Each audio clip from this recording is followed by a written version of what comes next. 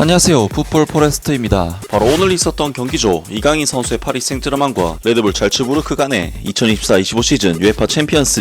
리그 페이지 경기가 있었습니다. 이번 경기에서 파리 생제르맹이 상대한 레드불 잘츠부르크는 레드불을 등에 업고 엄청난 자본력을 통해 오스트리아 분데스리가를 지배하고 있는 오스트리아의 바이에른 뮌헨 파리 생제르맹 같은 클럽이긴 하지만 파리 생제르맹에 비하면 선수단의 객관적인 시장가치 평가액이 4분의 1 수준도 안되는 객관적인 전력 차이가 명백하게 차이가 나는 팀으로서 레드불 잘츠부르크는 올 시즌 UEFA 챔피언스 리그에서도 1승 4패의 성적으로 한계를 보이고 있는데다 늘 씹어먹어왔던 오스트리아 분데스리가에서도 무려 5위 자리까지 떨어져 있는 정말 최악의 시즌을 보내고 있기 때문에 이번 경기는 아무리 레드불 잘츠부르크의 홈에서 펼쳐지는 경기라고 해도 파리 생제르맹의 절대적인 우세를 점칠 수가 있는 경기였습니다. 이번 경기에서 팬들이 가장 관심을 가질 만한 부분은 역시 최근 파리 생제르맹에서 에이스급 활약을 펼치고 있는 이강인 선수의 선발 출전 여부가 아닐까 싶은데, 이강인 선수는 올 시즌 초반에는 벤치에 앉는 시간이 많았지만 최근에는 계속된 좋은 활약으로 루이스 에네케 감독의 신임을 받아 주전급 입지를 다졌었고, 지난 주말에 있었던 오세르와의 리그왕 경기에서도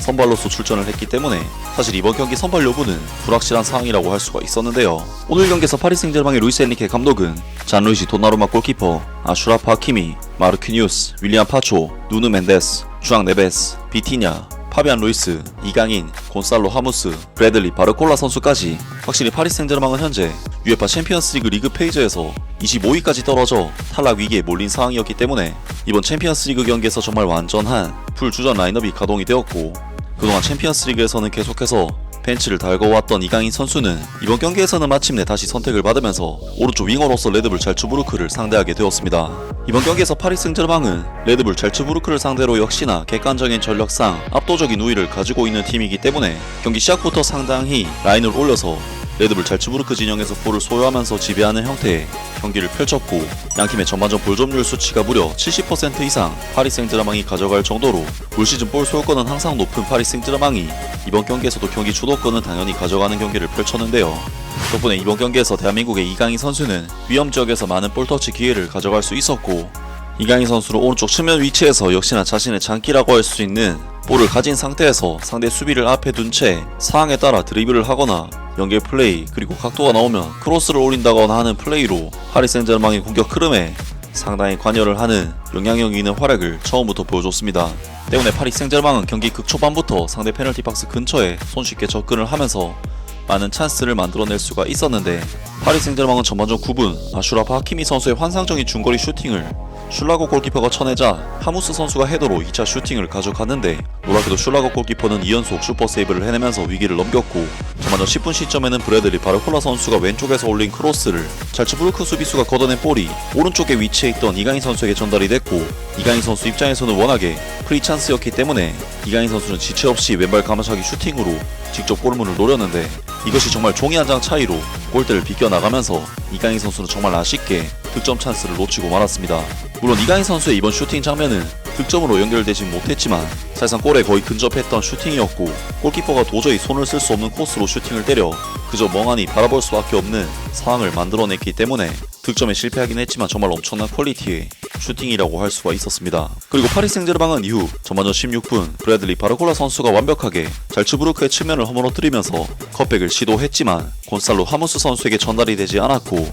23분 시점에는 브래들리 바르콜라 선수가 내준 크로스를 곤살로 하무스 선수가 골대 앞에서 받았지만 이것을 헛발짓을 해버리면서 파리 생제르맹은 전반전 초반부터 정말 많은 찬스를 잡았지만 공격에서 마무리가 안되는 모습을 보이면서 이번 경기도 정말 힘들게 풀어갔습니다. 그리고 파리 생제르맹은 전반전 29분에도 브래들리 바르콜라 선수가 결정적인 찬스를 박스 안에서 잡았지만 전달이 되지 않는 등 좀처럼 골이 터질 기미가 보이지 않았는데, 파리 생제르맹은 마침내 전반전 30분 계속해서 찬스를 놓치던 곤살로 하무스 선수가 아슈라프 하키미 선수의 헤더를 받아 득점을 터뜨렸고, 파리 생제르맹으로서는 정말 골이 너무 안 터져서 말릴 수도 있었던 경기였지만 어쨌든 좀 더 여유를 가지고 남은 경기를 치를 수 있는 좋은 상황을 만들어내는데요. 하지만 파리 생제르맹은 이후 38분 브래들리 바르콜라 선수가 정말 완벽하게 단독 찬스를 잡았지만 터무니없는 칩샷으로 또다시 찬스를 놓치고 말았고, 전반전 막판에는 이강인 선수의 환상적인 코너킥 크로스를 마르퀴뉴스 선수가 머리로 갖다 댔지만 골문을 벗어나버리면서 파리 생제르맹은 레드불 잘츠부르크와의 이번 경기 전반전을 리드를 잡긴 했지만 결코 만족할 수 없는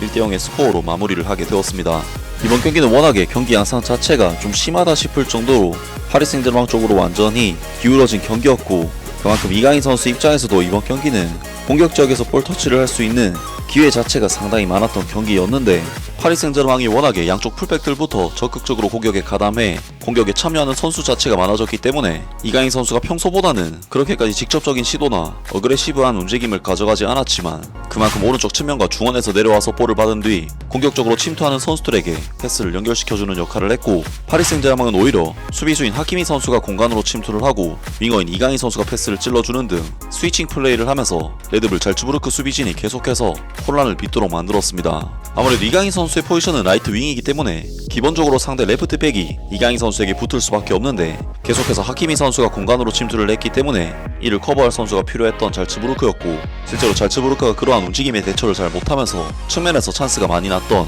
이번 경기였는데요. 또한 이강인 선수는 내려앉아 있는 잘츠부르크가 압박을 해올 때마다 특유의 낮은 무게 중심으로 버티는 키핑을 통해 볼 소유권을 계속해서 지켜냈고 이러한 이강인 선수의 역할 덕분에 파리 생제르맹은 정말 단 한순간도 레드불 잘츠부르크에게 주도권을 내주지 않는 경기를 지배하는 부분에 있어서는 정말 완벽한 내용의 경기를 펼쳤습니다. 하지만 파리 생제르맹은 후반전이 시작되고 20분 넘게 시간이 흘렀음에도 슈팅을 단 한 개도 시도하지 못할 정도로 공격 진영에서 레드불 잘츠부르크의 좁은 틈을 전혀 파고들지 못하면서 이번 경기에서도 정말 최근에 아쉬운 경기력이 또다시 나타나고 말았는데 파리 생제르맹은 마침내 72분 공격수가 아닌 수비수 누누 멘데스 선수가 순간적인 침투를 통해 득점을 터뜨렸고 파리 생제르맹은 굉장히 불안한 1대0의 리드를 두 골차로 벌리면서 사실상 승기를 잡아냈습니다. 그리고 73분에는 이강인 선수가 오랜만에 공격 최전방에 가담을 해서 단독 찬스가 될 수 있는 노마크 상황에서 데지레 두에 선수에게 패스를 받았지만 아쉽게도 데지레 두에 선수의 패스가 수비수에게 잘려서 이강인 선수에게 전달되지 못하는 아쉬운 장면이 나오기도 했는데 후반전 85분 이강인 선수의 정말 환상적인 힐 패스에 이은 데지레 두에 선수의 추가골이 터지면서 파리 생제르맹은 3대0 사실상 이번 경기를 끝내버리는 골을 터뜨렸습니다. 정말 이번 데지레 두에 선수의 득점은 이강인 선수의 환상적인 힐 패스가 만들어낸 골이라고 할 수가 있었는데 전반전부터 계속해서 좋은 호흡을 보이던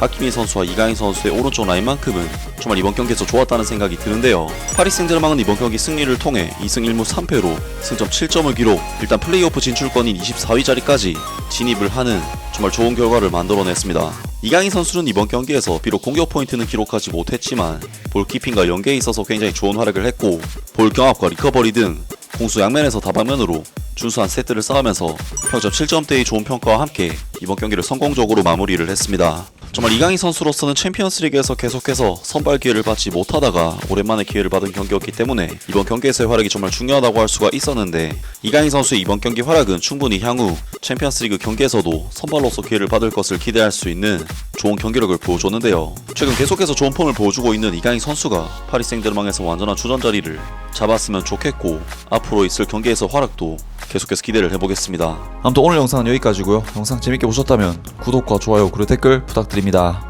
감사합니다.